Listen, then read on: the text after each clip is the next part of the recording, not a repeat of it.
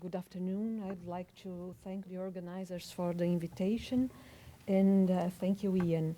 The teaching of topics related to heritage preservation in Brazil became mandatory in architectural courses as of 1994.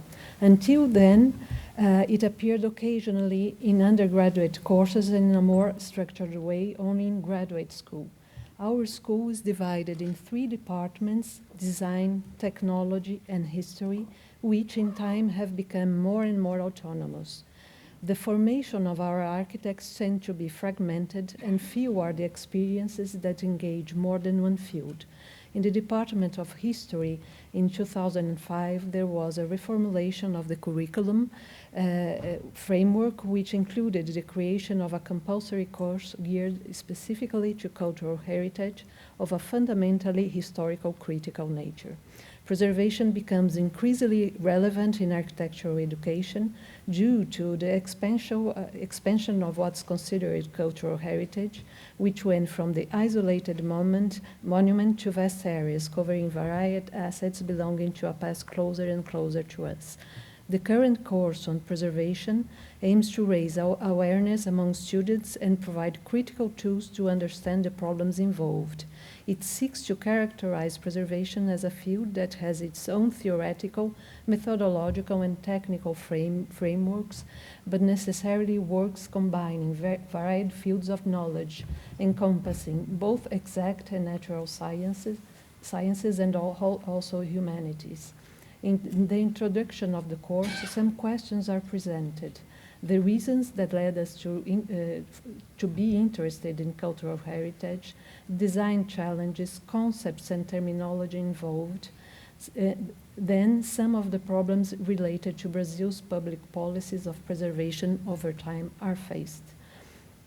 The emphasis of the course, however, is placed on the transformation of theoretical principles over the centuries. These principles are closely related to the reasons that motivate us to preserve cultural heritage, mainly of cultural, scientific and ethical nature. The aim is to show that the existence of a conceptual basis emphasizing the need for multidisciplinary work so that the interventions are socially and historically grounded, geared to a preservation that respects the past and is focused on the present, always keeping the future in the horizon of its concerns. The themes are introduced in order to sensitize students. In many of our schools of architecture, there is still a tendency to form architects who believe they have full creative autonomy and who tends, as Roberto Pani have said in the 1960s, to assert the cult of personality and social irresponsibility. Therefore, one of the course's emphasis is to provide the ethical basis for consistent professional practice. The discipline, however, due to the school structure, cannot work with design and technological solutions covered by other departments.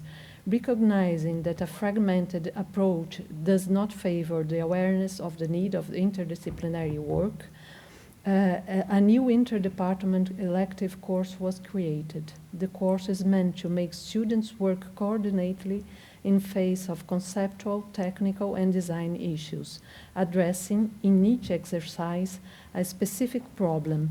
You can see some of the results in the following slides. In these first editions of the discipline, exercises were centered in the buildings of the faculty, 2 of them protected by state and municipal law. The fact that the students use these buildings makes the questions more concrete and immediate to them. They must, to face the problems, mobilize knowledge and professionals of different areas, such as engineering, biology, chemistry, history, and sociology. The various disciplines involved do not necessarily have a harmonious view of a given issue. Most of the time, there are conflicts. It's very important to learn to dialogue, understand the different motivations, and seek together a solution that is acceptable, taking into consideration the various perspectives. Thank you for your attention.